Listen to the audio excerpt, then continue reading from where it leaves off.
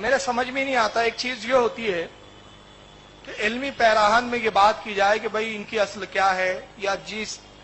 ان کی تائید میں، ان باتوں کی تائید میں جو باتیں لائی جاتی ہے، جو روایتیں لائی جاتی ہے، اس کی حیثیت کیا ہے سند کے اعتبار سے، متن کے اعتبار سے، یہ ایک الگ بات ہے۔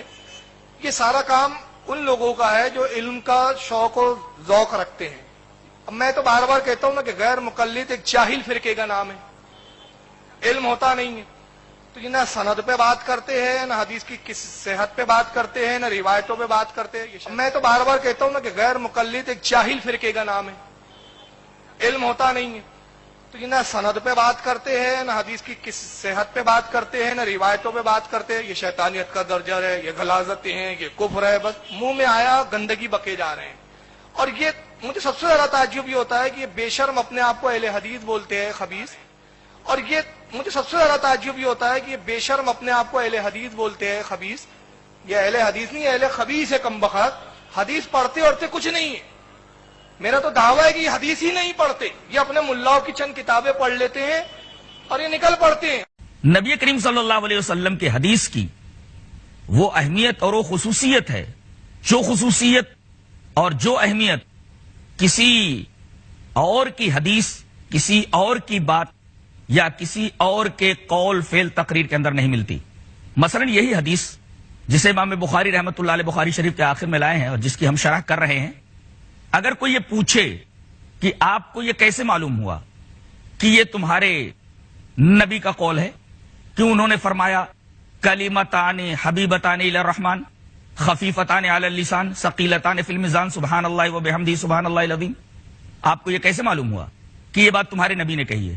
تو ایک مسلمان پورے وثوق، پورے اعتماد کے ساتھ اس سوال کرنے والے کے سامنے پوری سند پیش کر دے گا۔ مثلا مجھے سے کوئی یہ کہے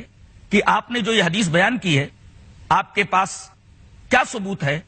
کہ یہ آپ کے نبی کی بات ہے، تو میں اس کو اس طریقے سے جواب دوں گا کہ یہ حدیث بخاری شریف کی ہے اور میں نے بخاری شریف پڑھی ہے اپنے استاذ مولانا سعید احمد پالنپوری سے، انہوں نے بخاری شریف پڑھی ہے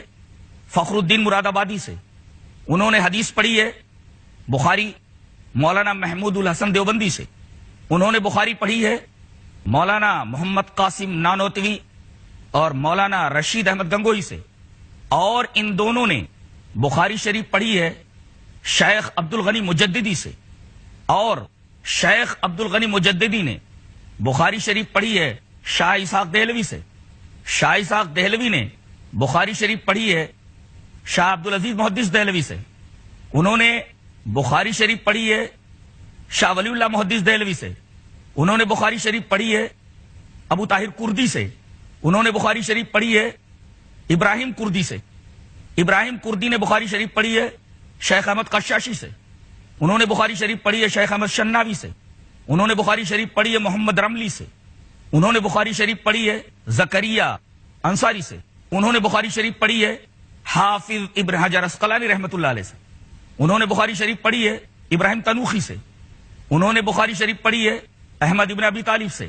انہوں نے بخاری شریف پڑھی ہے سراج الحسین المبارک سے، انہوں نے بخاری شریف پڑھی ہے شیخ عبدالاول حروی سے،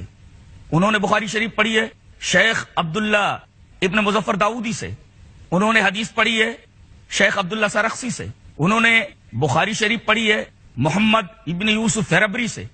محمد یوسف فربری نے بخاری شریف پڑھی ہے امیر المومنین فی الحدیث محمد ابن اسماعیل البخاری سے، محمد ابن اسماعیل بخاری فرماتے ہیں حدثنا احمد بن اشکاب حدثنا محمد بن فضیل عن عمارة بن القعقاعی عن ابی زرعة عن ابی ہریرة قال قال النبی صلی اللہ علیہ وسلم کلمتان حبیبتان الی الرحمن خفیفتان علی اللسان ثقیلتان فی المیزان سبحان اللہ و بحمدہ سبحان اللہ العظیم۔ ناظرین کرام، آپ نے دیکھا کہ مجھ سے یہ سوال کیا گیا کہ یہ جو حدیث آپ نے پڑھی ہے، آپ یہ کیسے کہہ سکتے ہیں کہ یہ حدیث آپ کے پروفٹ محمد صلی اللہ علیہ وسلم کی ہے؟ تو میں نے خود سے لے کر کے جناب محمد رسول اللہ صلی اللہ علیہ وسلم تک سند اس کے سامنے پیش کر دی۔ اب میں تو بار بار کہتا ہوں نا کہ غیر مقلد ایک جاہل فرقے کا نام ہے، علم ہوتا نہیں ہے، نہ سند پہ بات کرتے ہیں، نہ حدیث کی کس صحت پہ بات کرتے ہیں، نہ روایتوں پہ بات کرتے ہیں۔ مجھے سب سے زیادہ تعجب یہ ہوتا ہے کہ یہ بے شرم اپنے آپ کو اہل حدیث بولتے ہیں، خبیث. یہ اہل حدیث نہیں، اہل خبیث ہے کمبخت. حدیث پڑھتے کچھ، میرا تو دعویٰ ہے کہ یہ حدیث ہی نہیں پڑھتے، چند کتابیں پڑھ لیتے ہیں اور یہ نکل پڑتے ہیں.